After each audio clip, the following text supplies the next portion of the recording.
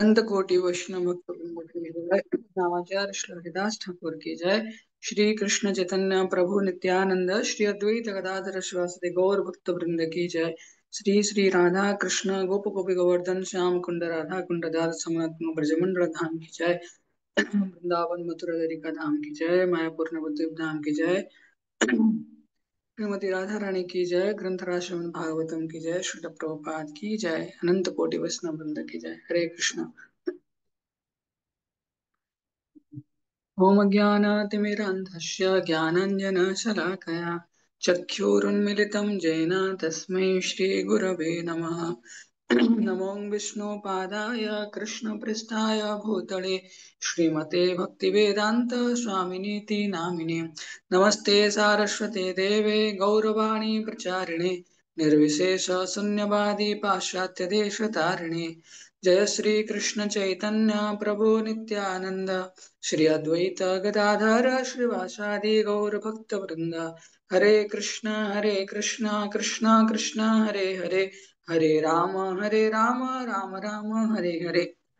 पंचाकल्पतरोर्वश्च कृपा सिन्धुभैव च पतितानं पावनेभ्यो वैष्णवेभ्यो नमो नमः।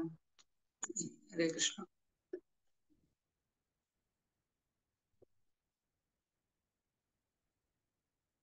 हरे कृष्ण। समस्तଙ୍କୁ पुनः स्वागत। तो प्रभुपाद शिष्य थिले। तो प्रभुपाद किछि से शिष्यंकर कौन करियार थिला ना प्रभुपाद किछि कहिवार थिला या पर से किछि चाहुतिले करिया पई। तो प्रभुपाद तापरे मना कले कहले नाही तुम एटा करि परिबन बोली। तो से कौन कले सेठी प्रभुपाद जोटी व्यासासने बसथिले तांको पछपटे भक्ति सिद्धांत सरस्वती ठाकुरंकर कौन थिला फोटो थिला। तो से कौन कले तांकर जहाँ मनर कथा अछि तांके जांकी कहले काहाकू ना भक्ति सिद्धांत सरस्वती ठाकुर को कहले। तो अन्य शिष्य माने थिले देखि कहले कि प्रभुपाद प्रभुपाद आउ से जो आपन शिष्य अछंती से आपन तांको मना करदेले एटा करिया पई किंतु से सेई जिंस करिया पई चाहउछंती आ जाईकी काहाकू कहउछंती ना भक्ति सिद्धांत सरस्वती ठाकुर को कहउछंती। प्रभुपाद तांको डाकिले कहले तुमे कौन चाहउछ ना एटा चाहउची ना हो ठीक अछि एटा कर दियो। अन्य शिष्य माने आश्चर्य हेले प्रभुपाद एबे मना करथिले सेबे केमदी हो मार देले। तो प्रभुपाद कहले बेले बेले पिता कौन हुअंती टिके डिफिकल्ट जानती माने कष्ट लगे किसी हार्ड डिसीजन नवा पई किंतु से तळे जेजेंग पाखु जानती सेतेबेले कौन हुए सहजतरे से काम हो जाए। तेणु बहुत समय आमे प्रार्थना करंती भगवान को भगवान तो शुणंतीनी भगवान शुणंती किंतु आमे गुरु आचार्य पाखरे प्रार्थना करिया दरकार प्रभुपाद पाखरे प्रार्थना करिया दरकार और समस्त आचार्य जे आम पई चरण तांकर चरण आम समस्त पई वंदनीय तांका पाखरे प्रार्थना करिया दरकार तांका विषय जानिबा दरकार ताकि आमे भक्ति रे स्ट्रांग हेक रहबा। ओके। तो ये आधार रे एई आधार रे मो समस्त गुरु आचार्य गुरु वर्ग मानक प्रार्थना करछि तांका चरण कमल रे शत कोटि दंडवत नाम निवेदन करिकि हम समस्त को भक्ति मार्ग रे जिया पई दृढ़ इच्छा शक्ति दृढ़ संकल्प शक्ति संगरे भल अनुगत्य प्रदान करंतु ताकि आम प्रभुपाद पाखे चिरदिन सेवक हेकि रहि परिबा। हरे कृष्ण। तो विशेष करके आज बहुत सुंदर पवित्र दिन आमर जने आचार्य अछंती हमर परंपरार आचार्य किए ना मध्वाचार्य ना मध्वाचार्य कौन आज तिरोभाव तिथि ना ते मध्वाचार्य किए आम श्रवण करवा भागवतम रे वर्णना कराइछंती कि ये जो भौतिक जगत अछंती गोटे सेकंड ए भौतिक जगत ता को बेलिया ना गोटे डार्क वेल माने कौन भौतिक संसार गोटे अंधकूप बेलिया गृह अंधकूपम आ जो चारिटे संप्रदाय भगवान स्थापित करछंती एटा कौन दौड़ी पड़ी दौड़ी माने अणकर उद्धार हवा पाई। तो चारिटे संप्रदाय कौन अछि पद्म पुराण रे ये संप्रदाय विषय वर्णना कराई कि कलि जुग रे को चारिटे संप्रदाय हव। तो अतः कलौ भविष्यन्ति चत्वार संप्रदायिन श्री ब्रह्म रुद्र सनक विश्व वैष्णव क्षिति पावन रामानुजं श्री स्वचक्रे स्वचक्रे माधवाचार्यं चतुर्मुखं श्री विष्णु स्वामिनं रुद्रो निबध्यति चतुषना। तो आम चारिटी संप्रदाय विषय में शुणुचे जाना कि परंपरार महत्व कौन अच्छी ଯେମିତି ଆମେ ଶୁଣନ୍ତି ଆମକୁ ଆମର ବଂଶ ପରମ୍ପରା ଅଛି, ଗୋତ୍ର ଅଛି, ପାରମ୍ପରିକ ସାଧୁ, ପାରମ୍ପରିକ ବସ୍ତ୍ର, ଏସବୁ ଜିନିଷ ଆମର ଟିକେ ଟିକେ ଆଇଡିଆ ଅଛି। କିନ୍ତୁ ପରମ୍ପରାରେ ଯଦି ଶୁଣନ୍ତି ଆମେ ପ୍ରାମାଣିକ ରୂପରେ ଭଗବାନଙ୍କର ଯାହା ବି ମନୋଭାବ ଆମ ପାଖକୁ ପହଞ୍ଚି ପାରେ। ତେଣୁ ଏ ପରମ୍ପରାକୁ ଭଗବାନ ନିଜେ ବ୍ୟକ୍ତିଗତ ଭାବରେ ଏଷ୍ଟାବ୍ଲିଶ କରିଛନ୍ତି। ତ ପରମ୍ପରା କଣ? ଭଗବାନ କଣ କରିଛନ୍ତି? ଆଧ୍ୟାତ୍ମିକ ଜୀବନ, ଆଧ୍ୟାତ୍ମିକ ଜ୍ଞାନ ପ୍ରଦାନ କରିବା ପାଇଁ ଚାରିଟି ପରମ୍ପରା ବନେଇଛନ୍ତି। ତ କଣ ଚାରିଟି ପରମ୍ପରା? ତ ଆମେ ଶ୍ରବଣ କରିବା। ଏଠି ମୋ ନାଁ କହୁଛି, ସମସ୍ତେ ମନେ ରଖିପାରିବ। ପ୍ରଥମ ପରମ୍ପରା ହେଲା ବ୍ରହ୍ମାଙ୍କ ପରମ୍ପରା। ତ ବ୍ରହ୍ମାଙ୍କର ପରମ୍ପରା କଣ? ଭଗବାନ ଯୋଉ ବି ଆଧ୍ୟାତ୍ମିକ ଜ୍ଞାନ ଦେଇଛନ୍ତି, ଚାରି ଜଣଙ୍କୁ ଦେଇଛନ୍ତି। ପ୍ରଥମେ ବ୍ରହ୍ମା, ତାପରେ ଲକ୍ଷ୍ମୀ, ଶିବ ଆଉ ଚତୁଷ୍କୁମାର। ଚତୁଷ୍କୁମାର ହେଲେ ବ୍ରହ୍ମାଙ୍କର ଯୋଉ ଚାରି ଜଣ ପୁତ୍ର ରହିଲେ, ସନତ, ସନାତନ, ସନତ କୁମାର, ସନନ୍ଦନ। ତ ଚାରି ଜଣ ପୁତ୍ର ରହିଲେ। ତ ଏଇ ଯୋଉ ଚାରିଟି ପରମ୍ପରା ଭଗବାନ ଏକ୍ସଟାବ୍ଲିଶ କଲେ, ତ ବ୍ରହ୍ମାଙ୍କର ପରମ୍ପରାରେ କିଏ ଆସିଲେ? ମଧ୍ୟାଚାର୍ଯ୍ୟ ଆସିଲେ। ତ ମଧ୍ୟାଚାର୍ଯ୍ୟ ଯିଏ ବ୍ରହ୍ମାଙ୍କର ପରମ୍ପରାରେ ଆସୁଛନ୍ତି। ଆଉ କଳିଯୁଗ ପାଇଁ ଇଏ ହେଲେ ଆଚାର୍ଯ୍ୟ, କଳିଯୁଗ ପାଇଁ ଇଏ ହେଲେ ଆଚାର୍ଯ୍ୟ। ସେମିତି ଯେତେବେଳେ ଆମେ ଯାଉଛନ୍ତି ଲକ୍ଷ୍ମୀଙ୍କର ପରମ୍ପରାକୁ, ତାଙ୍କୁ ଶ୍ରୀ ସମ୍ପ୍ରଦାୟ, ଶ୍ରୀ ସମ୍ପ୍ରଦାୟର ଆଚାର୍ଯ୍ୟ କିଏ ହେଲେ? କିଏ Ramanujacharya. South Indian statue of equality ଦେଖିବ, ସେଇଠି ସେ ବନେଇଛନ୍ତି ରାମାନୁଜାଚାର୍ଯ୍ୟଙ୍କର। ତ ଲକ୍ଷ୍ମୀ ସମ୍ପ୍ରଦାୟ, ଶ୍ରୀ ସମ୍ପ୍ରଦାୟ। ଶିବଜୀଙ୍କର ସମ୍ପ୍ରଦାୟ ବି ଅଛି। ଶିବଜୀ କେହି କନଫ୍ୟୁଜ ହବନି, ଶିବଜୀଙ୍କର ସମ୍ପ୍ରଦାୟ ମାନେ ଶଙ୍କରାଚାର୍ଯ୍ୟ ନାଇଁ। ଶିବଜୀ ଶଙ୍କରାଚାର୍ଯ୍ୟଙ୍କ ରୂପରେ ଆସିଥିଲେ, କିନ୍ତୁ ଶିବଜୀ ପରମ ବୈଷ୍ଣବ, ବୈଷ୍ଣବ ନାମ ଯଥାସମ୍ଭବ। ତ ତାଙ୍କର ଯୋଉ ସମ୍ପ୍ରଦାୟ ଅଛି, ସିଏ ରୁଦ୍ର ସମ୍ପ୍ରଦାୟ। ତାଙ୍କୁ କିଏ ଆଚାର୍ଯ୍ୟ ରୂପେ ଅଛନ୍ତି କିଏ କଳିଯୁଗ ପାଇଁ? କି ବିଷ୍ଣୁ ସ୍ୱାମୀ। ବିଷ୍ଣୁ ସ୍ୱାମୀ ହେଲେ। ତାପରେ ଆଉ ଗୋଟେ ଆଚାର୍ଯ୍ୟ, ଆଉ ଜଣେ ଆଚାର୍ଯ୍ୟ ରହିଲେ, ଜଣେ ନୁହଁ ଚାରି ଜଣ ଆଚାର୍ଯ୍ୟଙ୍କର ତାଙ୍କର ଆସିଲେ ସମ୍ପ୍ରଦାୟ। କଣ? କୁମାର ସମ୍ପ୍ରଦାୟ। ତ ତାଙ୍କର ଆଚାର୍ଯ୍ୟଙ୍କର ପ୍ରଣାଳୀରେ କିଏ ଆସିଲେ? ନିମ୍ବର୍କ ସ୍ୱାମୀ। ନିମ୍ବର୍କ ସ୍ୱାମୀ। ଚାରି ଜଣ ଆଚାର୍ଯ୍ୟ ଅଛନ୍ତି। ଏଇ ଯୋଉ ଆଚାର୍ଯ୍ୟ ଆଜି ଆମେ ଶ୍ରବଣ କରିବା, ତାଙ୍କ ବିଷୟରେ ଶୁଣିବା।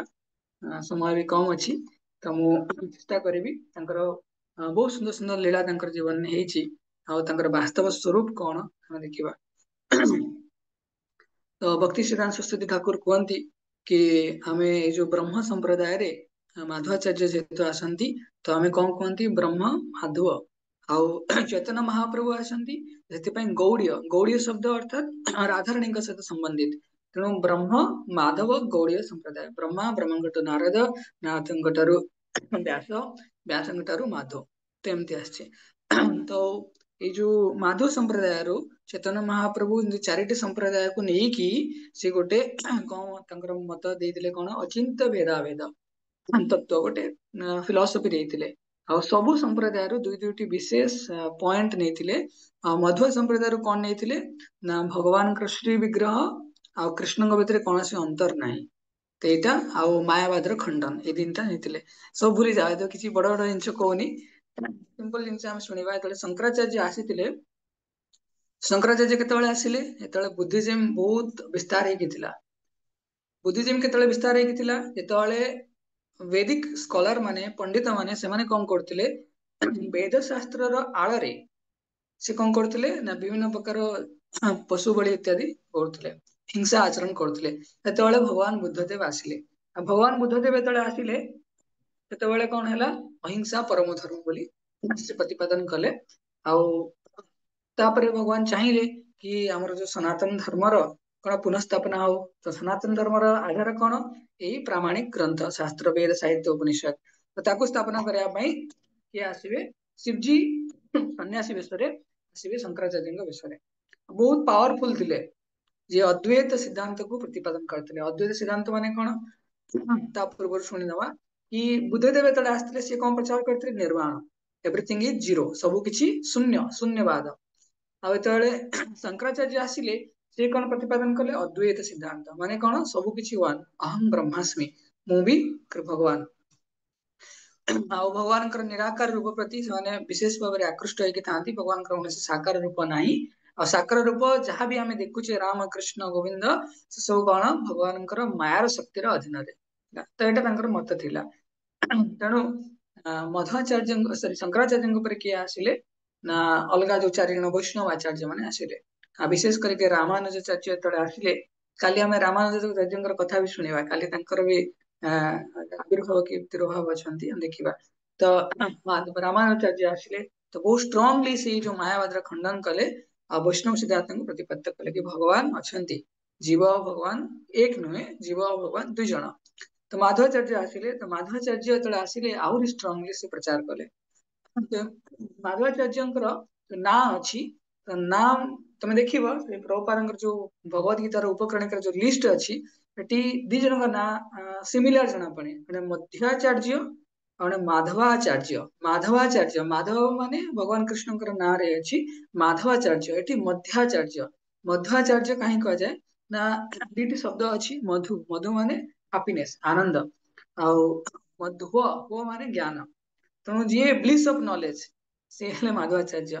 ତ ମାଧବାଚାର୍ଯ୍ୟଙ୍କର ବିଷୟରେ ବହୁତ ସୁନ୍ଦର ଜିନିଷ କୁହାଯାଏ କି ଯେତେବେଳେ ଦ୍ୱାପର ଯୁଗ ଥିଲା, ତ୍ରେତୟା ଯୁଗ ଥିଲା, ସେତେବେଳେ ମାଧବାଚାର୍ଯ୍ୟ କିଏ ନା ବାୟୁଦେବଙ୍କର ଅବତାର ରୂପରେ କିଏ ଆସିଥିଲେ, ହନୁମାନ ହେଇକି ଆସିଥିଲେ ଭଗବାନ ରାମଚନ୍ଦ୍ରଙ୍କର ସେବା କରିବା ପାଇଁ। ଯେତେବେଳେ ଦ୍ୱାପର ଯୁଗ ହେଲା ସେତେବେଳେ ବାୟୁଦେବ କଣ କଲେ, ଭଗବାନଙ୍କର ଏଇ ସେବା କରିବା ପାଇଁ ବାୟୁଦେବଙ୍କୁ ହିଁ ଚୟନ କରାଯାଏ। ଅନ୍ୟ ସମସ୍ତ ଦେବାଦେବୀଙ୍କ ଅପେକ୍ଷା ବାୟୁଦେବଙ୍କୁ ହିଁ ଚୟନ କରାଯାଏ ଭଗବାନଙ୍କର ଏଇ ଯୋଉ ମେସେଞ୍ଜର ସେବା କରିବା ପାଇଁ, ମାନେ ଆଧ୍ୟାତ୍ମିକ ଜ୍ଞାନକୁ ପ୍ରତିପାଦ୍ୟ କରିବା ପାଇଁ। ତ ଭୀମସେନ ହେଲେ ଦ୍ୱାପର ଯୁଗରେ, ଆଉ ଏଇ କଳି ଯୁଗ ପାଇଁ ସେ କିଏ ହଉଛନ୍ତି, ମାଧବାଚାର୍ଯ୍ୟ ହଉଛନ୍ତି।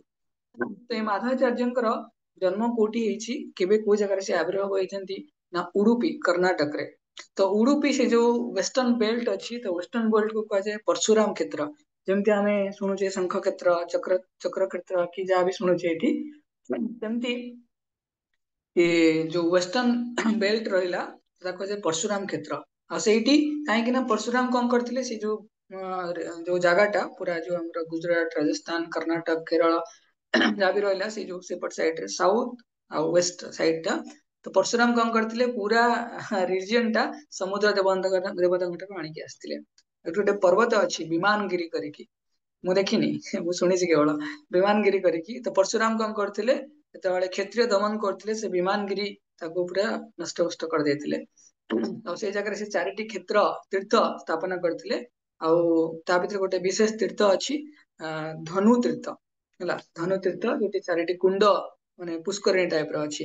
ଆଉ ସେଇ ତୀର୍ଥ ପାଖରେ ଗୋଟେ କ୍ଷେତ୍ର ଅଛି, କଣ, ବାଜକ କ୍ଷେତ୍ର, ପାଜକ କ୍ଷେତ୍ର, ପାଜକ ପାଜକ କ୍ଷେତ୍ର, ବହୁତ ସୁନ୍ଦର ଜାଗା। ଆଉ ଏଇ ମାଧବାଚାର୍ଯ୍ୟ ସେଇ ଜାଗାରେ ଆଜିକୁ ପ୍ରାୟ 800 ବର୍ଷ ପୂର୍ବେ 1238 ମସିହାରେ ସେ ଆସିଥିଲେ। ବହୁତ ସୁନ୍ଦର ପରିବାର, ବୈଷ୍ଣବ ପରିବାରରେ, ଆଉ ପୁଣ୍ୟବାନ ପରିବାରରେ ଆସିଥିଲେ। ଆଉ କିନ୍ତୁ ତାଙ୍କର ଯୋଉ ପିତା ଥିଲେ ତାଙ୍କ ନାଁ ଥିଲା ମଧ୍ୟଗେହ ଭଟ୍ଟ। ମଧ୍ୟଗେହ ଭଟ୍ଟ, ତ ସିଏ ବହୁତ ଭଗବାନଙ୍କର ବହୁତ ସୁନ୍ଦର ଭକ୍ତ ଥିଲେ, କିନ୍ତୁ ଦରିଦ୍ର ଥିଲେ ଟିକେ। କିନ୍ତୁ ଭଗବାନଙ୍କର ସେବା କରିବା, ସଂସ୍କୃତ ମାନେ ଜାଣିବା, ଆଉ କଲଚର ଜାଣିବା, ସଦାଚାର ଜାଣିବା ବହୁତ ବଢିଆ ଥିଲା। କିନ୍ତୁ ତାଙ୍କର ଗୋଟେ ବିଶେଷ ଦୁଃଖ ଥିଲା, କଣ, ତାଙ୍କର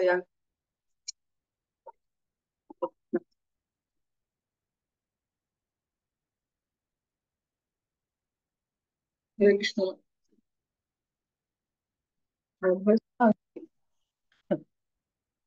ଉତ୍ତମ ପ୍ରଭୁ ଅନୁମତି କରି କହିଲେ, ବ୍ୟାକଗ୍ରାଉଣ୍ଡ ରେ ବେଶୀ ନଏଜ ଆସୁଛି କି?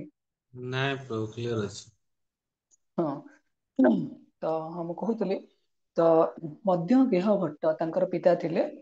ତ ସେ ତାଙ୍କର ଗୋଟେ ମନ ଦୁଃଖ ଥିଲା, କଣ, ୟା ପୂର୍ବରୁ ଯୋଉ ଦିଟା ସନ୍ତାନ ହେଇଥିଲା ତାଙ୍କର ମୃତ୍ୟୁବରଣ ହେଇଯାଇଥିଲା।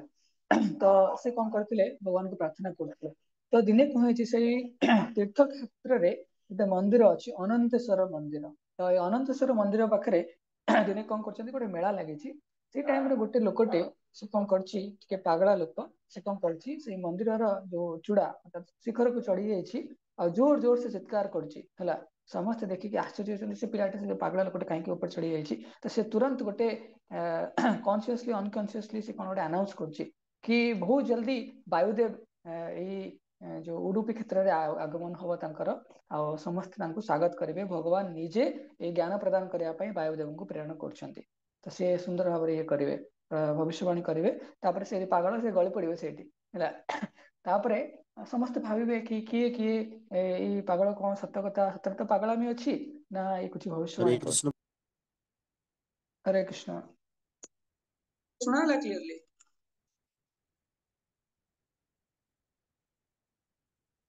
हरे कृष्ण। वॉइस सुना अछि ना क्लियरली? ଆଜ୍ଞା ପ୍ରଭୁ ଏବେ उत्तम ଠିକ। प्रभु। हाँ से कुकुर भुकुला तो मैं इयरफोन दउଥିଲି। तो हम कहूଥିଲି तो से अनंतेश्वर मंदिर रे तांको जो बापा माँ हेबे जी तो से कौन करथिले ना तपस्या कले 12 वर्ष केवल क्षीर माने दुग्धाहार करके से तपस्या करथिले 12 वर्ष तपस्या करथिले। अंतिम रे अनंतेश्वरंकर से आशीर्वाद भी पाइले आ एतले आशीर्वाद पाइले तो तांको आशीर्वाद मिलला कि भगवानकर विशेष अवतार आपन पाखु आसीबे। तो ये जो मध्यज्ञ भट्ट थे पिता थे से बहुत आशावान हेले पुत्र संतान जन्म हेले सेତେବେଳେ बहुत आनंदित हेले कि नहीं किए बहुत तेजस्वी ओजस्वी बहुत बहुत बहुत ज्ञानी जे भगवान विद्या को ये करिवो से भविष्यवाणी हेतिला से हिसाब रे से पाजक क्षेत्र रे जन्म हेले। तो ଯେତେବେଳେ ଜନ୍ମ ହେଇଛନ୍ତି ସେତେବେଳେ ବହୁତ ସୁନ୍ଦର ସୁନ୍ଦର ଲୀଳା ବି କରିବେ ଏବେ ଭଗବାନ ନିଜେ ବାୟୁଦେବ ନିଜେ ଆସୁଛନ୍ତି। ତ ସେଇ ଜାଗାରେ ଗୋଟେ ପଥର ଅଛି ହେଲା ପାଜକ କ୍ଷେତ୍ର ଗୋଟେ ବଡ ପଥରଟେ ବହୁତ ବଡ ବିଶାଳ ପଥର ଅଛି। ତ ସେ ଜାଗାରେ ଗୋଟେ ସାପର ଚିହ୍ନ ଅଛି। ଯେତେବେଳେ ଛୋଟ ଥିଲେ ତାଙ୍କ ନାଁ କଣ ଦିଆ ହେଇଥିଲା ବାସୁଦେବ। ତ ମା ଡାକୁଥିଲେ ବାସୁ ବାସୁ କରିକି ତ ବାସୁଦେବ ଯେତେବେଳେ ଛୋଟ ଥିଲେ ସେତେବେଳେ ଗୋଟେ ବହୁତ ବଡ ସାପ ଗୋଟେ ଡିମନ ଥିଲା ଡିମନ ମାନେ ରାକ୍ଷସ।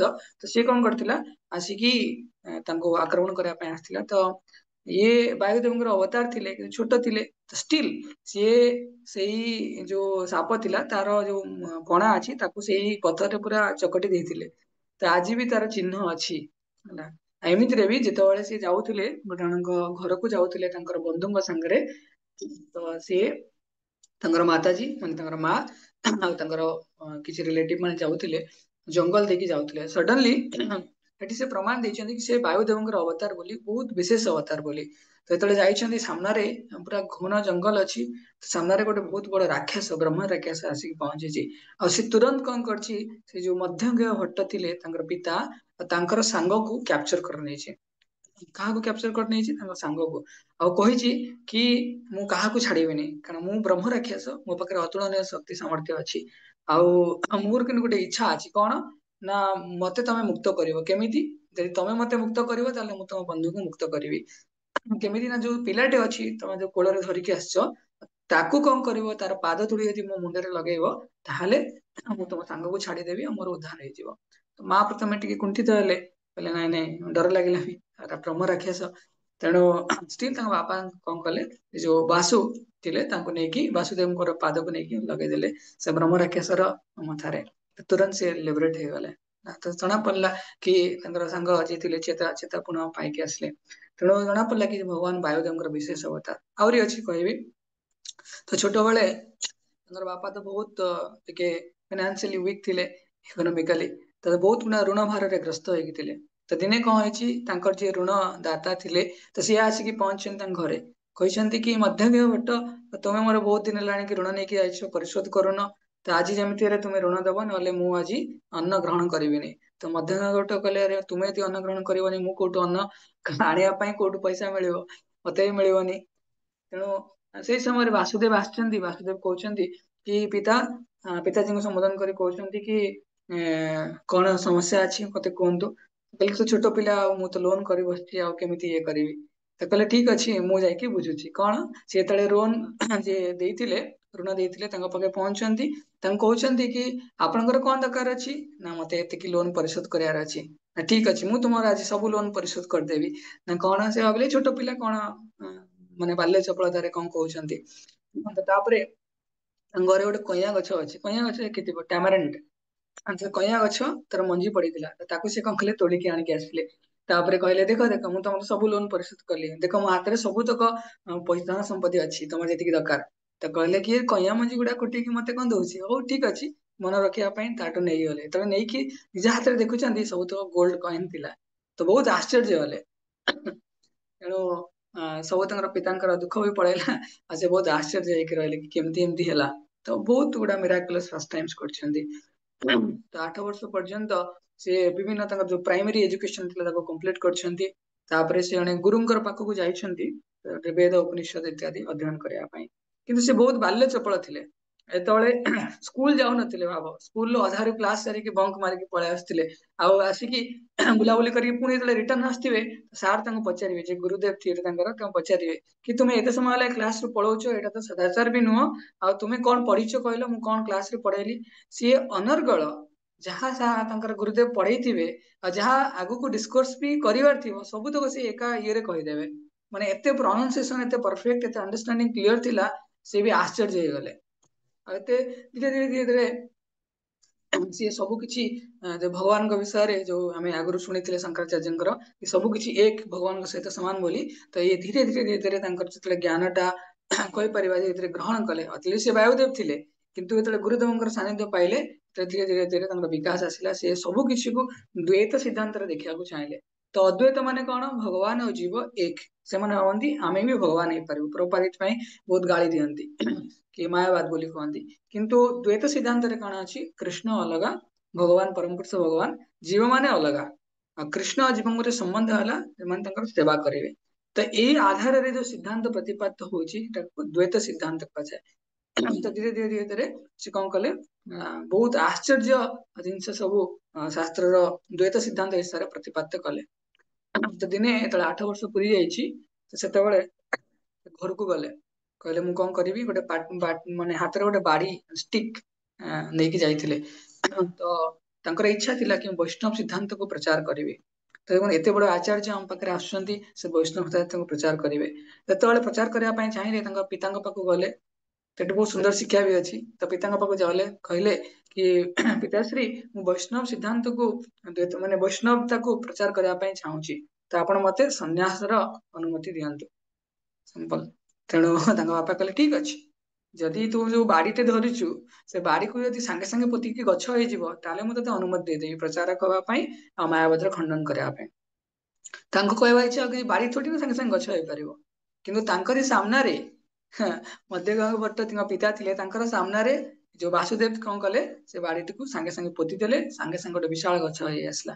ସେ ଆଶ୍ଚର୍ଯ୍ୟ ହେଇଗଲେ ଏବଂ ଡର ବି ଲାଗିଲା। ଆଶ୍ଚର୍ଯ୍ୟ ହେଲେ ଏଥିପାଇଁ କି ନିଶ୍ଚୟ ଭାବରେ ମାୟାବାଦର ଖଣ୍ଡନ କରିବ, ଡର ଲାଗିଲା ଏଥିପାଇଁ କାରଣ ଦିଟା ସନ୍ତାନ ଅଲରେଡି ତାଙ୍କ ପାଖରୁ ଚାଲି ଯାଇଛନ୍ତି, ଆଉ ଇଏ ଯଦି ସନ୍ନ୍ୟାସ ହେଇଯିବ ତାହେଲେ କଣ ହବ। ତ ଏଇ ଆଶଙ୍କାରେ ସେ ଚାହିଁଲେ ନର୍ମାଲ ବାହାଘର କରେଇଦବା, ବାହାଘର କରିବା ପାଇଁ ଚାହିଁଲେ, କିନ୍ତୁ କୁହନ୍ତି ମାଧବାଚାର୍ଯ୍ୟ ଯିଏ ବସୁଦେବ ଥିଲେ ସେ ଚାଲିଗଲେ, ଛାଡିକି ଚାଲିଗଲେ। ସେ ଯାଇକି ସିଧା ପହଞ୍ଚିଲେ କୋଉଠି ନା ଅଚ୍ୟୁତ ପ୍ରେକ୍ଷଙ୍କ ପାଖରେ, ତାଙ୍କର ଯୋଉ ଗୁରୁଦେବ ଅନନ୍ତେଶ୍ୱର ମନ୍ଦିରରେ ସେ ରହୁଥିଲେ ତାଙ୍କ ପାଖରେ ପହଞ୍ଚିଲେ।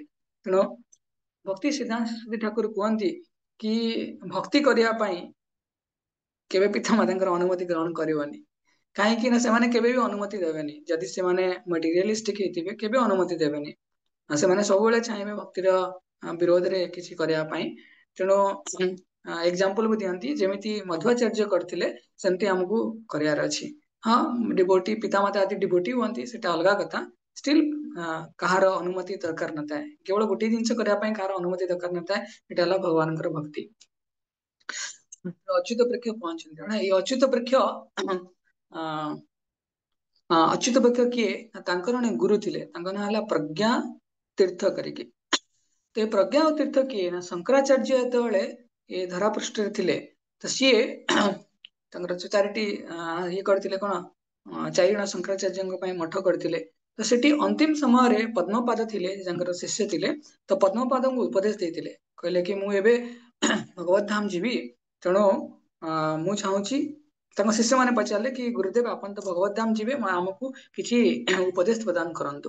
ତ କଣ ଉପଦେଶ ନା କହିଲେ, ଶଙ୍କରାଚାର୍ଯ୍ୟ କହୁଛନ୍ତି ଏଇ ଯୋଉ ପ୍ରଜ୍ଞା ତୀର୍ଥ ଅଛନ୍ତି, ପ୍ରଜ୍ଞା ତୀର୍ଥ ଯତି ମାନେ ସନ୍ନ୍ୟାସୀ, ତ ଏଇ ଯୋଉ ପ୍ରଜ୍ଞା ତୀର୍ଥ ଅଛନ୍ତି ସେ ଆମର ଯୋଉ ଆନ୍ଦୋଳନ ଅଛି ତ ତା ପାଇଁ ବହୁତ ବଡ ବିପଦ। କାହିଁକି ନା ସେ ଦ୍ୱୈତବାଦକୁ ପାଳନ କରୁଛନ୍ତି। ତ ତୁମେ ଯଦି ୟାଙ୍କର ଠିକ ସେ ନିରାକରଣ କରିବନି, ତାଙ୍କୁ ଯଦି ତମେ କନଭର୍ଟ ନ କରିବ, ତାହେଲେ କଣ ହବ, ସବୁ ଆମର ଆନ୍ଦୋଳନ ନିଷ୍ଫଳ ହେଇଯିବ। ତ ଭାବନ୍ତୁ ଶଙ୍କରାଚାର୍ଯ୍ୟଙ୍କର ଅନ୍ତିମ ତାଙ୍କର ଥ୍ରେଟ ସେଟା ଥିଲା କି ଯୋଉ ପ୍ରଜ୍ଞା ତୀର୍ଥ ଯେତି ଅଛନ୍ତି ତାଙ୍କୁ ନିୟନ୍ତ୍ରଣ କରିବା ଦରକାର ଅଛି। ତ ଯେତେବେଳେ ଶଙ୍କରାଚାର୍ଯ୍ୟ ଚାଲି ଯାଇଛନ୍ତି, ତିରୋଭାବ ହେଇଯାଇଛି ତାଙ୍କର, ସେତେବେଳେ ସାରା ସଂସାରରେ କହିପାରିବା ସବୁ ଜାଗାରେ, ଭାରତ ବର୍ଷର ସବୁ ଜାଗାରେ ଏଇ ମାୟାବାଦ ଦର୍ଶନ ପ୍ରତିଷ୍ଠିତ ହେଇଯାଇଛି, ଶଙ୍କରାଚାର୍ଯ୍ୟଙ୍କର ପ୍ରତିଷ୍ଠିତ ହେଇଯାଇଛି ତାଙ୍କର ସିଦ୍ଧାନ୍ତ। एमती कि बुद्धदेव को सी चेस करी करी करी करी जाइछन नेपाल और भूटान पर्यंत। नेपाल और भूटान पर्यंत सेठी अछि तापर देखिबो से माने बुद्धिस्ट रीजन पळे आसे। तो पूरा भारत वर्ष रे शंकराचार्य ए जो अद्वैत सिद्धांत को प्रतिष्ठित करछन्ते। किंतु ए जो डर थिला तांको तांकर तिरभाव परे तांको शिष्य माने कोन कले एका बेले जाके आक्रमण करछन्ते कोठी तांकर जो मठ थिला प्रज्ञा तीर्थ यतिंकर तो तांको मठ भांगी भुंगी देछन्ती जाली देछन्ती तांकर जो सन्यास कॉस्ट्यूम अछि ताकू भी नष्ट कर दे जाली देछन्ती दंड अछि ताकू नष्ट कर देछन्ती। तो एपरि कि तांको त्रिपुंड धारण करिया पय बाध्य करछन्ती। त्रिपुंड आमे एंती ऊर्ध्व पुंड धारण करंती त्रिपुंड देखिथिबो शिवजंकर तीनटा लाइन थाए मथारे त्रिपुंड धारी त्रिपुंड धारण करिया पय बाध्य करछन्ती। से भी एक्सटर्नली से कोन करछन्ती ताकू ग्रहण करछन्ती कारण अलगा कोन से बहुत आक्रामक थिले शंकराचार्यंकर जो माने अनुगामी माने थिले तांकर जो सन्यास सब किछि भांगी भुंगी देछन तांकर जो गडु थिला सन्यास जो पट थिला ताकू भी नष्ट कर देथिले। केवल बंची के रहया पय से कोन करछन्ती अंतर रे द्वैत सिद्धांत को पालन करंती किंतु बाहरे अद्वैत सिद्धांत को दर्शन करथिले और तांकर शिष्य हले के अच्युत प्रेक्ष। तो अच्युत प्रेक्ष जेतेबेले कोन करछन्ती सुंदर भाबरे भगवानकर ए जो शुद्ध भक्त आछन्ती पायुदेव तांको से सन्यास देछन्ती कोन ना देछन्ती ना आनंद तीर्थ। आनंद तीर्थ माने जा मध्वाचार्य माने से आनंद आनंद तीर्थ माने जोटी आनंद जो ज्ञान रे आनंद मिले तो आनंद तीर्थ ना भी आउटे अछि पूर्ण प्रज्ञ तीर्थ पूर्ण प्रज्ञा जांकर प्रतिष्ठित हेकी अछि। तांको सन्यास देछन्ती आ तांको चाहिछन्ती जे तांकरी पाखरे रुहंतु कारण बहुत सुंदर वैष्णव से तांको पाखरे रहया पय चाहिछन्ती आ कारण सन्यास दिले तो भ्रमण करिवे आरंभ कर देबे तो तांको कोन कहछन्ती से मठर जो थिला अनंतेश्वर मंदिर जो मठ थिला से मठर आचार्य रूपे प्रतिष्ठित करछन्ती मठाधीश। तापरे तळे अनंतेश्वर से अच्युत प्रेक्षंग तिरभाव हेछि एतबेले से कोन करछन्ती बहुत प्रचार करछन्ती ए जो द्वैत सिद्धांत रो तो सेति पय तांकर जो मध्वाचार्य संप्रदाय रे प्राय 12 वर्ष रे समस्त को सन्यास दिया जाय जो माने सन्यासी पय आशायी थांती। अच्युत प्रेक्ष 8 वर्ष रे सॉरी हमर मध्वाचार्य 8 वर्ष सन्यास नै दिले एबे जो थिले मनोपनी तांकर जे मठर अधीश थिले उडुपी कृष्ण मठर तो सेठी से भी बहुत 8 वर्ष रे सन्यास नै दिले तांको 80 वर्ष हे गेलानी भाबंतु से 8 वर्ष रे सन्यास नै कि अछंती हैला। तो तापरे मध्वाचार्य कोन करछन्ती बहुत सुंदर भाबरे प्रचार करछन्ती आ एते पोटेंट एते पावरफुल थिले तांकर लक्ष लक्ष फॉलोअर तांकर हेछन्ती आ से जैन हुअन्तु बुद्धिज्म हुअन्तु मायावाद हुअन्तु अद्वैतवाद हुअन्तु जे भी हुअन्तु समस्त को हरै देंती। एमिति भी कहा जाय कि शंकराचार्य तिरभाव हेबा परे पुनः आसीछन्ती ए माध्वाचार्य सहित चैलेंज करया पय अलगा विषय आसीछन्ती आ से कहउछन्ती कि मु तुमको सहित चैलेंज करया पय चाहे आ तुमे तो एंती प्रभुपाद कहन्ति हमर वेद सिद्धांत वेद वेदांत अछि त तार सार निष्कर्ष हला वेदांत सूत्र। तो वेदांत सूत्र ऊपर शंकराचार्य कोन लिखिथिले शारीरिक भाष्य करिक लिखिथिले तार कमेंटरी तो वेदांत सूत्र रो भाष्य शंकराचार्य देथिले। तो गोटे प्रतिष्ठित परंपरा को जानिया पई हमें चेक करियार अछि कि से परंपरा रे वेदांत सूत्र ऊपर कोन लिखा अछि तो हमको चाहिछन्ति कि तुम पाखरे कोनोसी भाष्य नाही तो तुमे केमिति मो सहित युक्ति करिवो तेणु किंतु सेति पय माधवाचार्य कोन करछन्ति तांकर चैलेंज को एक्सेप्ट करछन्ति और सुंदर भाबरे सब किछि शास्त्र रो कहि कि तांको खंडन करछन्ति। सेति पय सारा संसार रे सेतबेले केहि भी नथिले कि तांकर के फेस कर परिबो एते स्ट्रांग एते बोल्ड और एते स्क्रिप्चरल थिले से पूरा द्वैत सिद्धांत कहले भगवान परम पुरुष भगवान कृष्ण आमे समस्त भगवानकर अधीनस्थ रही कि सेवा करूछे केबे भी आमे भगवान सहित मिसी जाय परिबानी। तो किछि दिन परे बहुत वर्ष परे से जाइछन्ति बद्रीनाथ प्रथम तर पय बद्रीनाथ जाइछन्ति तो बद्रीनाथ रे से कोन करछन्ति तांका शिष्य मानन को नेकी जाइछन्ति जोटी से भगवत गीता इत्यादि डिस्कशन करिवे तुरंत तांका शिष्य माने देखुछन्ति गोटे दिन जेतले से भगवत गीता डिस्कशन करूथिले सेतले गोटे बहुत जाजुल्यमान माने लाइट प्रकाश तांकर आसीकी तांकर मुखरे प्रवेश करछि समस्त देखिछन्ति शिष्य माने तो सेठी जानिले समस्त जानिछन्ति कि व्यासदेव व्यक्तिगत रूप से चाहिछन्ति तांको ज्ञान प्रदान करया पय पुणी जेतले सेकंड टाइम आछन्ति सेतले से व्यास महर्षि देखा करछन्ति जेतले सेकंड टाइम से आछन्ति तो बद्रीनाथ जंदी आमे देखुछे हिमालय रो गोटे रीजन को आमे देखि पारुछे आखिरे तो आउ गोटे रीजन अछि जोटा सूक्ष्म रूप रे थाए तो आदि बद्रीनाथ को जाय तो आदि बद्रीनाथ को जीवा पय चाहिछन्ति जोटी व्यासदेव आज भी अछन्ति ତ ସିଏ କଣ କରିଛନ୍ତି ଯେତେବେଳେ ଯାଇଛନ୍ତି ଯିବା ପାଇଁ ଚାହିଁଛନ୍ତି ଯେତେବେଳେ ତାଙ୍କ ଶିଷ୍ୟମାନେ ତାଙ୍କର ଅନୁଗମନ କରୁଛନ୍ତି କହିଲେ ଠିକ ଅଛି ଆମେ ବି ଯିବୁ ଗୁରୁ ମହାରାଜ। ତ କହିଲେ ନାଇଁ ତୁମମାନେ ଯାଇପାରିବନି କାହିଁକି ନା ସେଠି ଏଇଭଳିଆ ସମସ୍ୟା ଅଛି କି ସମସ୍ତେ ପାହାଡ ଚଢିକି ଯିବା ପାଇଁ ଯାଇପାରିବନି।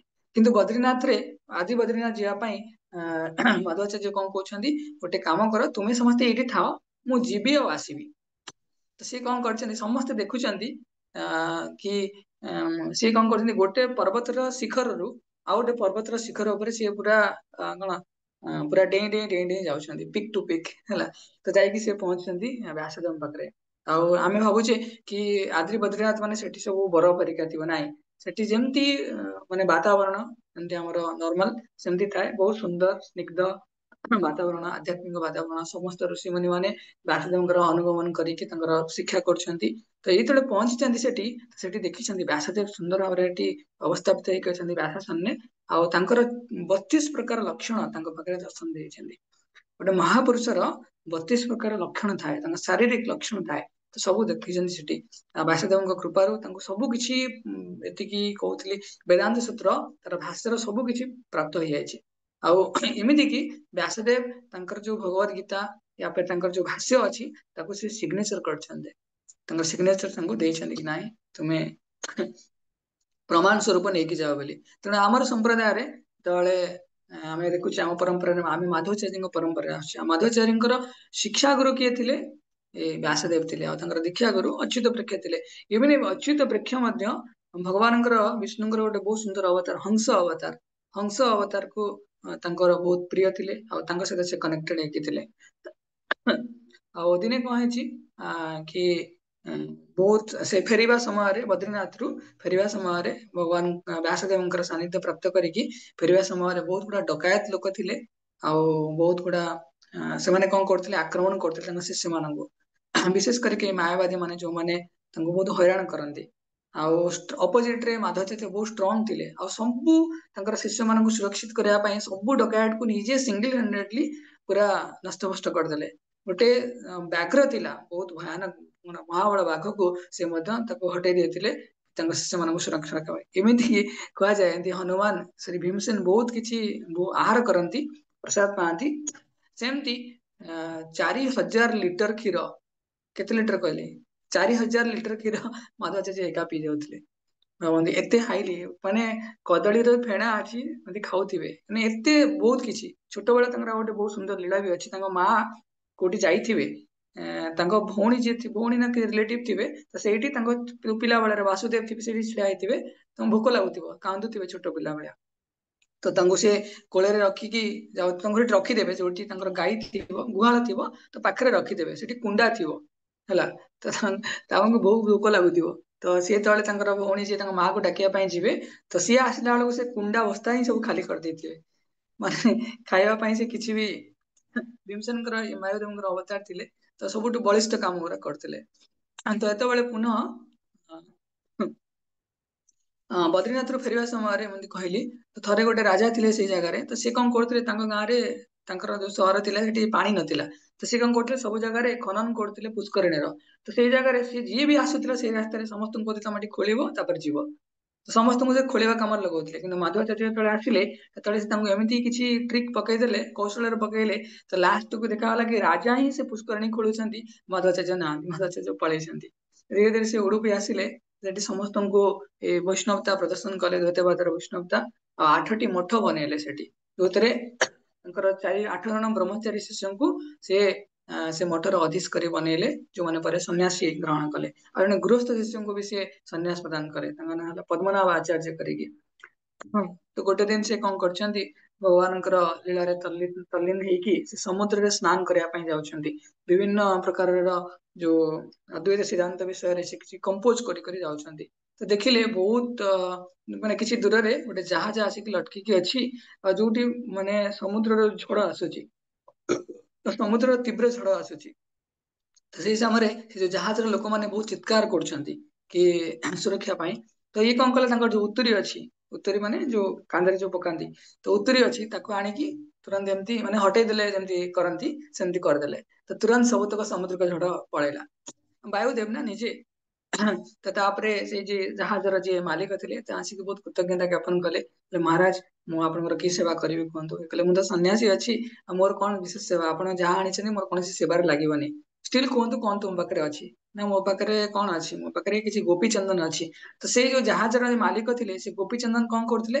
ନା ଜାହାଜର ଯୋଉ ବେସମେଣ୍ଟ ରେ କଣ ବାଲାନ୍ସ କରିବା ପାଇଁ ସମୁଦ୍ର ଇଏରୁ ତାକୁ ରଖିଥିଲେ ତ ତାକୁ ଦେଇଦେଲେ କି ଆପଣ ନିଅନ୍ତୁ ଗୋପୀଚନ୍ଦନ ଆପଣଙ୍କ ବ୍ୟବହାରରେ ଆସିବ ତୁରନ୍ତ ସେ ଗୋପୀଚନ୍ଦନ ବହୁତ ହେଭି ଥିଲା ଏମିତି 35 ଜଣ ଲୋକ ବି ତାକୁ ଧରିକି ଆସି ପାରୁନଥିଲେ କିନ୍ତୁ ମଧ୍ୱାଚାର୍ଯ୍ୟ ନିଜେ ଗଲେ ତାକୁ ଧରିକି ସହଜତାର ସହିତ ଧରିକି ଆସିଲେ ହେରି ତାପରେ ଆଣିକି ଆସୁଛନ୍ତି ସେତେବେଳେ ସେଇ ତାକୁ ନେଇକି ଗୋଟେ ପୁଷ୍କରିଣୀ ଥିଲା ସେଠି ସିଏ କଣ କଲେ କି ତାକୁ ନେଇକି ରଖିଲା ବେଳକୁ ସେଟା କ୍ରାକ୍ କରିଗଲା ସେଠି ଦି ଜଣ ବିଗ୍ରହ ବାହାରିଲେ ପ୍ରଥମେ ବଳରାମଙ୍କର ବିଗ୍ରହ ଆସିଲେ ଆଉ ତାପରେ କୃଷ୍ଣ ଭଗବାନଙ୍କର ବିଗ୍ରହ ଆସିଲେ ତ ଏ ବିଗ୍ରହ ବହୁତ ଭଗବାନଙ୍କର ବ୍ୟକ୍ତିଗତ ବିଗ୍ରହ ଥିଲେ ଯେତେବେଳେ ଦ୍ୱାପର ଯୁଗ ଥିଲା ସେ ବିଗ୍ରହ ମାନେ ରୁକ୍ମିଣୀ ଦେବୀ ଚାହିଁଥିଲେ ଯେମିତି ଦେବକୀ ମା କୃଷ୍ଣଙ୍କର ବାଲ୍ୟ ଲୀଳାଟା ଦେଖିନଥିଲେ ମାନେ ଯଶୋଦା ମାଙ୍କ କୋଳକୁ ଯାଇଥିଲେ କୃଷ୍ଣ ତ ବାଲ୍ୟ ଲୀଳାକୁ ଦେଖିବା ପାଇଁ ଯେମିତି ମାନଙ୍କର ମାନେ ଦେବକୀ ଇଚ୍ଛା ପ୍ରକାଶ କରିଥିଲେ ତାଙ୍କୁ ସେ ଦେଖେଇଥିଲେ କିନ୍ତୁ ଯେତେବେଳେ ରୁକ୍ମିଣୀ ଇଚ୍ଛା କରିଛନ୍ତି ଆଜି କି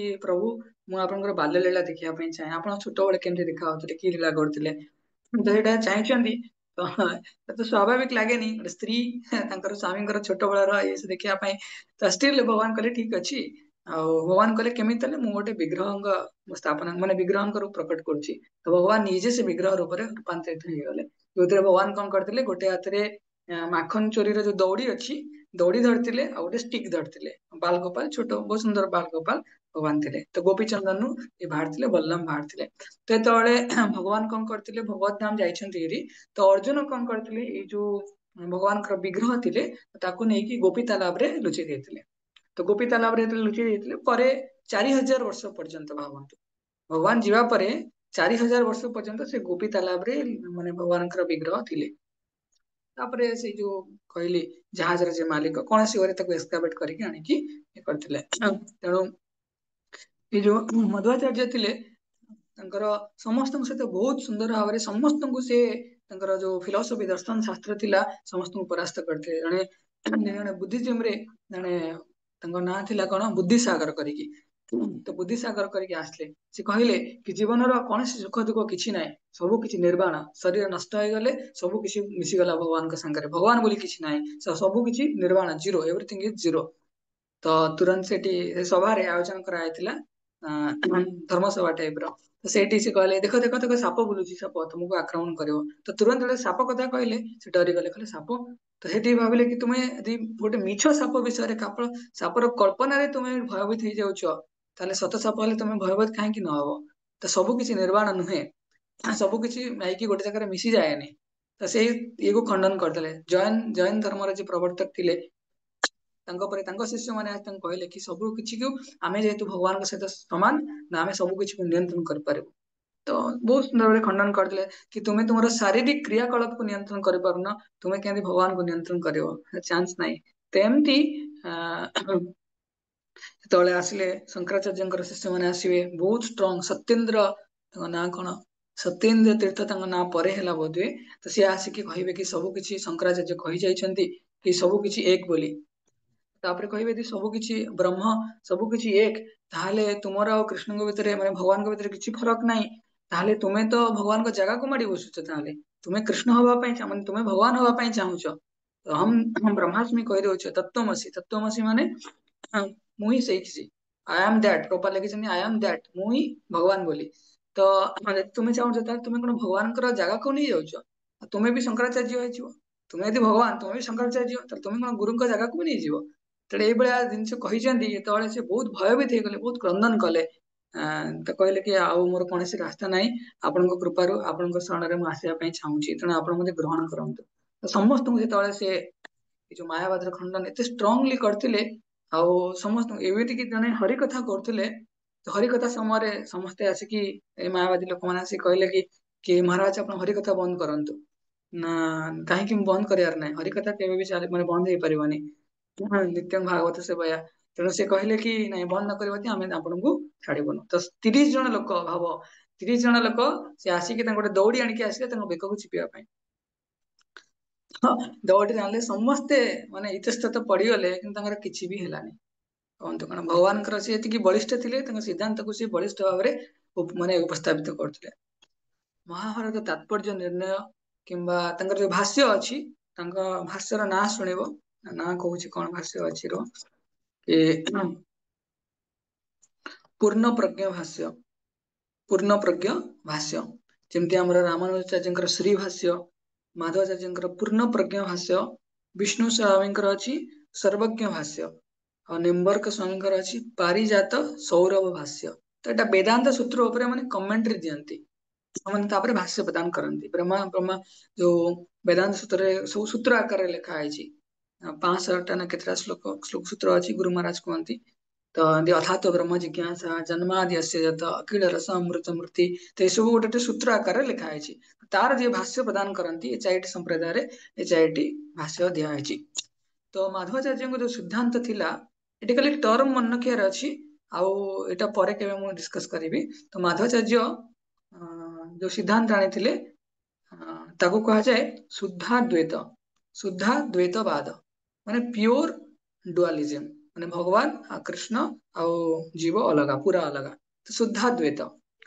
ତାପରେ ଶ୍ରୀ ଭାଷ୍ୟରେ ଥାଏ ବିଶିଷ୍ଟ ଦ୍ୱୈତ। ଶ୍ରୀ ଭାଷ୍ୟ ମାନେ ରାମାନୁଜାଚାର୍ଯ୍ୟ ବେଦାନ୍ତ ସୂତ୍ର ଉପରେ ଭାଷ୍ୟ ପ୍ରଦାନ କରିଛନ୍ତି, ତାକୁ କୁହାଯାଏ ବିଶିଷ୍ଟ ଦ୍ୱୈତବାଦ, ବିଶିଷ୍ଟ ଅଦ୍ୱୈତବାଦ। ଓକେ। ସର୍ବଜ୍ଞ ଭାଷ୍ୟ ତଳେ ଆମର ବିଷ୍ଣୁ ସ୍ୱାମୀ ସେ ଯୋଉ ଭାଷ୍ୟ ପ୍ରଦାନ କରିଛନ୍ତି କି ଶୁଦ୍ଧ ଅଦ୍ୱୈତବାଦ ହେଲା, ଶୁଦ୍ଧ ଅଦ୍ୱୈତବାଦ, ତାପରେ ବିଶିଷ୍ଟ ଦ୍ୱୈତବାଦ, ତାପରେ ଶୁଦ୍ଧ ଦ୍ୱୈତବାଦ। ତା ପୂର୍ବରୁ ଗୋଟେ ରହିଲା ଦ୍ୱୈତ ଦ୍ୱୈତବାଦ, ସେଇଟା ନିମ୍ବର୍କ ସ୍ୱାମୀ କରିଛନ୍ତି। କିନ୍ତୁ ଶଙ୍କରାଚାର୍ଯ୍ୟ କଣ କରିଛନ୍ତି, ଅଦ୍ୱୈତ, କେବଳ ଅଦ୍ୱୈତ, ପିଓର, ମାନେ କେବଳ ମୋନିଜିମ୍। ମୋନିଜିମ୍ ମାନେ ଭଗବାନ ଆମେ ସମସ୍ତେ ଏକ, ମାୟା ଏକ, ସବୁ ଏକ, ସବୁ କିଛି ଏକ ହେଲା। ତ ଏଟା ଆମେ ପରେ ଡିସ୍କସନ କରିବା କେତେବେଳେ। ତ ମୋର କହିବା କଥା କି ହଁ, ତ ମହାଭାରତ ତାତ୍ପର୍ଯ୍ୟ ନିର୍ଣ୍ଣୟ ଇତ୍ୟାଦି ବିଭିନ୍ନ ପ୍ରକାର ଗ୍ରନ୍ଥ ସବୁ ରଚନା କରିଛନ୍ତି। ତ ଗୋଟେ ଦିନ କଣ ହେଇଛି, ସେ ଅନନ୍ତେଶ୍ଵର ମନ୍ଦିର ଯୋଉ ଥିଲା, ତ ସେଇଠି ସେ ଭାଗବତଙ୍କ କଥା କରୁଛନ୍ତି, ଭଗବାନଙ୍କର ଐତିହ୍ୟ ଉପନିଷଦ ବିଷୟରେ ତାଙ୍କର ଶିଷ୍ୟ ମାନଙ୍କୁ ବୁଝଉଛନ୍ତି। ସେଇ ସମୟରେ ଦେବତା ମାନେ ମଧ୍ୟ ସେଠି ଉପସ୍ଥିତ ହେଇଛନ୍ତି, ଆଉ ସମସ୍ତେ କଣ କରୁଛନ୍ତି, ତାଙ୍କ ଉପରେ ପୁଷ୍ପ ବୃଷ୍ଟି କରୁଛନ୍ତି।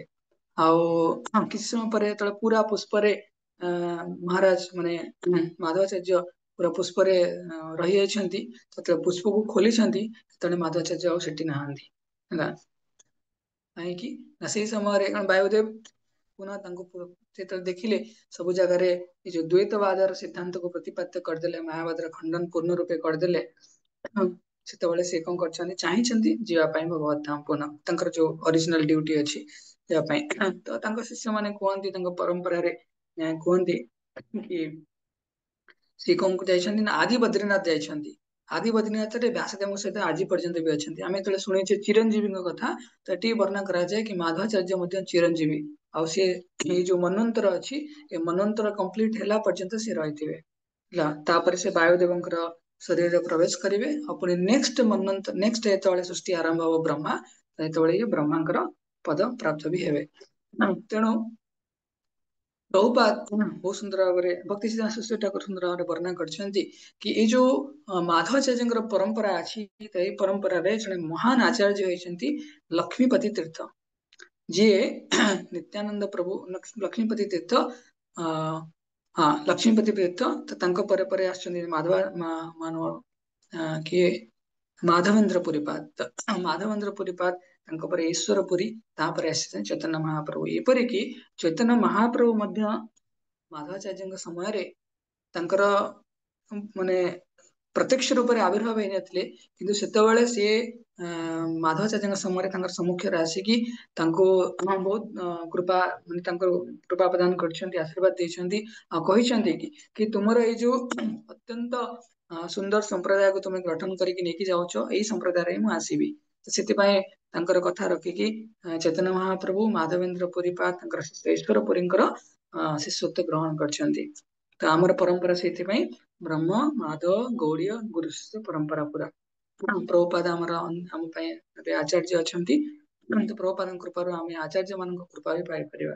ଆଚାର୍ଯ୍ୟ ମାନଙ୍କ କୃପା, ଆଚାର୍ଯ୍ୟ କାହିଁକି ନା ସେମାନେ ଆମକୁ ଏ ଭୌତିକ ସଂସାର ଉଦ୍ଧାର କରିବା ପାଇଁ ନିଜ ଆଚରଣରେ ସବୁ କିଛି ପ୍ରତିପାଦ୍ୟ କରାନ୍ତି। ତ ଆହୁରି ତାଙ୍କର ଯୋଉ ପରେ ପରେ ଯୋଉ ଆଚାର୍ଯ୍ୟ ମାନେ ରହିଲେ ବହୁତ ଇଣ୍ଟରେଷ୍ଟିଂ ଭଗବାନଙ୍କର ସବୁ ଲୀଳା କରିଛନ୍ତି, ଶୁଣିବେ ମାନେ ଲାଗିବ କି ସତରେ ମାନେ ଭଗବତ ଧାମରୁ ହିଁ ଆସିଛନ୍ତି। ଯେମିତି ଆମେ ଦେଖିଲେ ମଧ୍ୱାଚାର୍ଯ୍ୟ ନିଜେ ଏତେ ବଳିଷ୍ଠ ହେଇକି ସବୁ କିଛି କରିପାରୁଥିଲେ, ଯେମିତି ସେ ସିଦ୍ଧାନ୍ତକୁ ପ୍ରତିପାଦନ କରୁଥିଲେ, ଫିଜିକାଲି ବି ବହୁତ ଷ୍ଟ୍ରଙ୍ଗ ଆଣ୍ଡ ଷ୍ଟାଉଟ ଥିଲେ। ଆଉ ବାୟୁଦେବଙ୍କର ନିଜର ଥାର୍ଡ ଇନକାର୍ନେସନ ସେ ଥିଲେ। ତେଣୁ ଭଗବାନଙ୍କର ଏ ଯୋଉ ଆଧ୍ୟାତ୍ମିକ ସୂତ୍ରକୁ ପରିବହନ କରିବା ପାଇଁ ଭଗବାନ ସବୁବେଳେ ବାୟୁଦେବଙ୍କୁ ଇଏ କରେ କଣ ସେବାରେ ଲଗାନ୍ତି। ଆମେ ତାଙ୍କର ପାଖରେ ଆଜି ତାଙ୍କର ତିରୋଭାବ ଦିବସ, ତାଙ୍କ ପାଖରେ ଆମେ କୃପାଭିକ୍ଷା କରିବା ଯେ ଆମକୁ ଆମ ଭଳି ବଦ୍ଧ ଜୀବ ଯେ ସଂସାରର ବିଭିନ୍ନ ପ୍ରକାର ଦୋଷ ଦୁର୍ଗୁଣରେ ଭରା ଅଛି, ତ ଆମେ ତାଙ୍କୁ ପ୍ରାର୍ଥନା କରିବା କି ଏସବୁରୁ ଆମକୁ ମୁକ୍ତ କରିକି ଗୁରୁ ଆଚାର୍ଯ୍ୟଙ୍କ ପାଖରେ ଆମର ମନକୁ ନିବିଷ୍ଟ କରାନ୍ତୁ। हरे कृष्ण। श्रील प्रभुपाद की जय। श्री माधवाचार्य भगवान की जय। अनंत कोटि वैष्णव वृंद की जय। गौर प्रमाण। हरे कृष्ण। कार किसी क्वेश्चन तो नहीं, किसी कार किसी टीका टिप्पणी के शेयर कर परिवे तो मु चेष्टा करूची जेते हम आचार्य अछंती समस्त को आचार्य विषय रे समस्त को शेयर करया पई। तो मते भी समय लागिवो, समस्त सब आचार्य जेते पूरा लिस्ट अछि समस्त विषय में श्रवण करवा। कार किसी कमेंट्स अछि?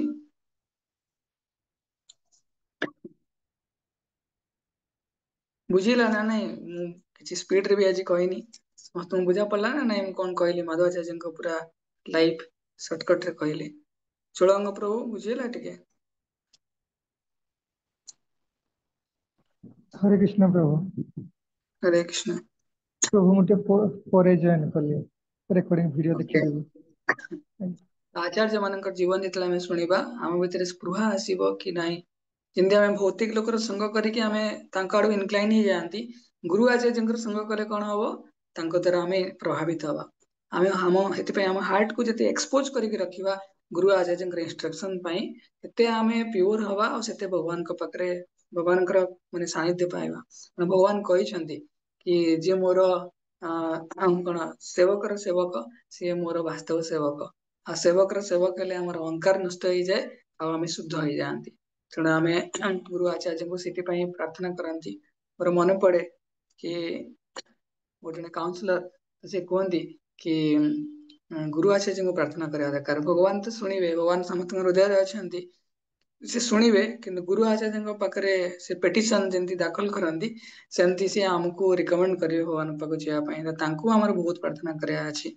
इस्कॉन की टेम्पल जीव सेठी प्रभुपाद गुरु महाराज श्री ठाकुर गौर किशोर दास बाबाजी महाराज, भक्ति विनोद ठाकुर, जगन्नाथ दास बाबाजी महाराज पूरा परंपरा पूरा अच्छा से भगवान नुह कि आम अप्रोच करार अच्छी है। अप्रोच कले से माने आम दुख भगवान को जनइबे ना। बहुत सुंदर गोटे वैष्णव सॉन्ग अच्छी मोर मन पड़ोची कि आम लगी से माने हमको भगवान के पाखे निवेदन करेंगे कि this condition soul surrender but not up to the standard of devotional service, so Lord kindly help him. तेणु से माने हमको साहाय्य कले आम धीरे धीरे भक्ति रे जीवा उन्नति करवा। ठीक अच्छे, ठीक अच्छे। समस्त पुनः धन्यवाद मत श्रवण करथिबारु। काली आमे हरे कृष्ण प्रभु। हरे कृष्ण।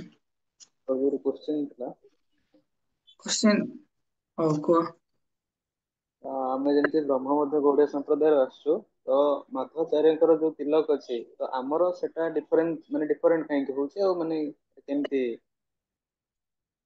हाँ सिद्धांत अनुसार तिलक र परिभाषा थाए जेमती माधवाचार्य संप्रदाय से माने एमती कि बलराम और श्रीमती राधाराणी को साधारण बोली भावती, किंतु आम पई कृष्ण भी भगवान, बलराम भी भगवान, राधाराणी भी भगवान है। सिद्धांत अनुसार आमर जो तिलक अच्छी ऊर्ध्व पुंड तिलक रे आमे राधाराणी और कृष्ण को पाद पद्म रखीचे और तुलसी माराणी समर्पित करुचे। तो ता भितर से दार आम बाहर को जाऊने तो तांकर जो फिलोसफी अच्छी से अनुसार तांकर तिलक अच्छी। एमती कि भी गौड़ीय वैष्णव संप्रदाय रे अलग अलग मनोभाव अच्छी, जेमती केबे सुनिथिबो कि रामानंदी किंबा श्यामानंदी, तो अलग अलग जो फिलोसफी और डिग्री ऑफ इंक्लिनेशन भगवान आमे शुणिचे कि चैतन्य महाप्रभु भगवान जो कृष्ण भगवान राधाराणी माधुर्य रसर को वर्णना कर तो से हिसाब से आम तिलक ग्रहण कर वृंदावन जीव तो बहुत प्रकार तिलक अच्छे से फिलोसफी अनुसार से तिलक प्रामाणिकता रखि था तो से अनुसार इस्कॉन में भी आम गोटे सिस्टम रे गोटे तिलक गोटे आम गुरु परंपरा से तिलक व्यवहार करती तिलक चेंज होमती किसी न था फिलोसफी माधवाचार्य जो फिलोसफी थिला से माधुर्य रस नथिला तेणु चैतन्य महाप्रभु केवल रिजर्व कर रखी महाप्रभु आसले रस को प्रतिपाद्य करेंगे तेणु से जो फिलोसफी लिमिटेड है चैतन्य महाप्रभु आसी कहले कि अचिंत्य भेद अभेद तत्व तो फिलोसफी अनुसार तिलक भिन्नता आसे किंतु प्रामाणिक होता दरकार एमती किए केमती भी लगेदेव सेमती नुहे प्रामाणिक तिलक होता दरकार एमती राधाराणी एंकलेट थिला तो तादर से कौन करते जने भक्त थिले जे श्यामानंद संप्रदाय प्रवर्तक थे मुंडे तिलक लगेदेले तो कहले ये आज तुम तिलक वल्लभाचार्य संप्रदाय भी अलग तिलक तिलक अलग था कि प्रामाणिकता था ठीक अच्छे हरे कृष्ण विशेष कर गोटे जिन सेयार करदेवी ये माधवेन्द्र पुरीपाठ जे भगवत धाम रे कह जाए सी कौन कल्प वृक्ष तो तांकठारु ये जो माधुर्य रस ही आरंभ होता तो से पर्यंत तिलक सेमती थी पारे माधवाचार्य जहाँ अच्छी तापर धीरे धीरे चैतन्य महाप्रभुंर जो प्रचार कले तो से हिसाब से आम तिलक प्राप्त होचे बुझे लगे टिके हरे कृष्ण हरे आज्ञा प्रभु हरे कृष्ण आज्ञा प्रभु ठीक अच्छे आम ये रहा समस्त पुनः धन्यवाद हरे कृष्ण शिल प्रभुपाद की जय अनंत कोटि वैष्णव वृंद की जय गौर प्रमाण हरि हरि बोल हरे कृष्ण।